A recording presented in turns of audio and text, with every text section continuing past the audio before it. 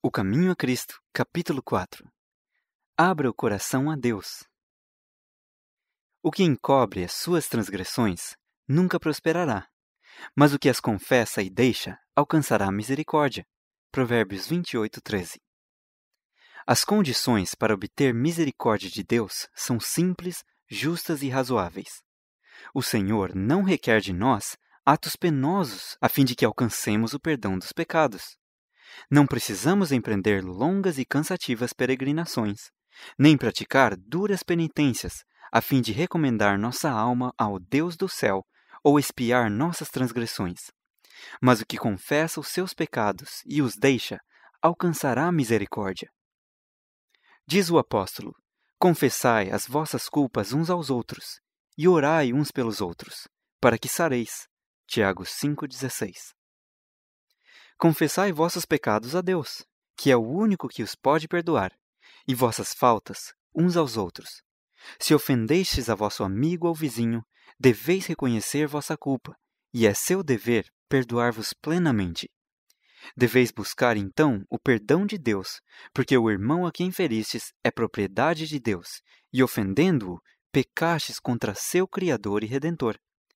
O caso será levado perante o único mediador verdadeiro, nosso grande sumo sacerdote, que, como nós, em tudo foi tentado, mas sem pecado, e que se compadece das nossas fraquezas, sendo apto para purificar-nos de toda mancha de iniquidade. Os que não humilharam ainda a alma perante Deus, reconhecendo sua culpa, não cumpriram ainda a primeira condição de aceitabilidade. Se não experimentamos ainda aquele arrependimento do qual não há arrepender-se, e não confessamos os nossos pecados com verdadeira humilhação de alma e contrição de espírito, aborrecendo nossa iniquidade, nunca procuramos verdadeiramente o perdão dos pecados. E se nunca buscamos a paz de Deus, nunca a encontramos. A única razão por que não temos a remissão dos pecados passados é não estarmos dispostos a humilhar o coração e cumprir as condições apresentadas pela palavra da verdade. Acerca deste assunto, são-nos dadas explícitas instruções. A confissão de pecados, quer pública, quer privada, deve ser de coração, expressa francamente. Não deve ser obtida do pecador à força de insistência. Não deve ser feita de maneira negligente ou folgazã, nem extorquida dos que não reconhecem o abominável caráter do pecado. A confissão que é o desafogo do íntimo da alma achará o caminho ao Deus de infinita piedade. Diz o salmista: perto está o Senhor dos que têm o coração quebrantado, e salva os contritos de espírito. Salmos 34:18. A confissão verdadeira tem sempre caráter específico e faz distinção de pecados. Estes podem ser de natureza que devam ser apresentados a Deus unicamente. Podem ser faltas que devam ser confessadas a pessoas que por elas foram ofendidas. Ou podem ser de caráter público, devendo então ser confessadas com a mesma publicidade.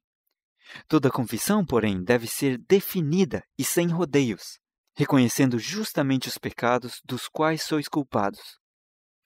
Nos dias de Samuel, os israelitas apartaram-se de Deus.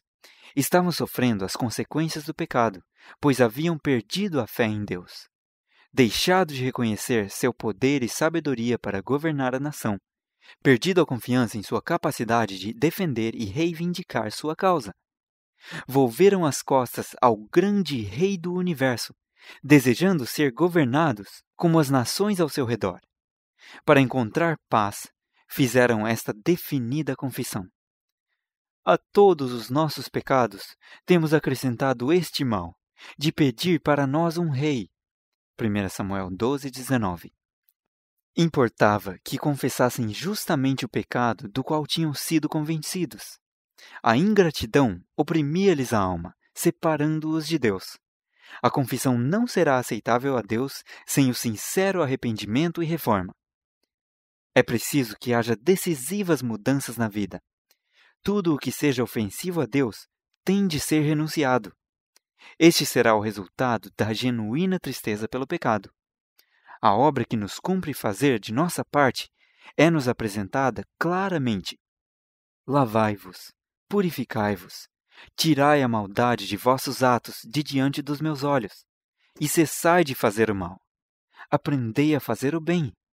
Praticai o que é reto, ajudai o oprimido, fazei justiça ao órfão, tratai da causa das viúvas.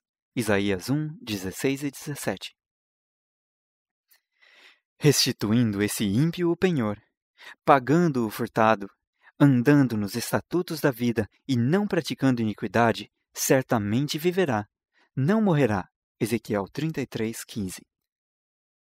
Paulo diz, falando da obra do arrependimento: quanto cuidado não produziu isso mesmo em vós, que segundo Deus fostes contristados. Que apologia, que indignação, que temor, que saudades, que zelo, que vingança. Em tudo mostrastes estar puros neste negócio. 2 Coríntios 7, 11.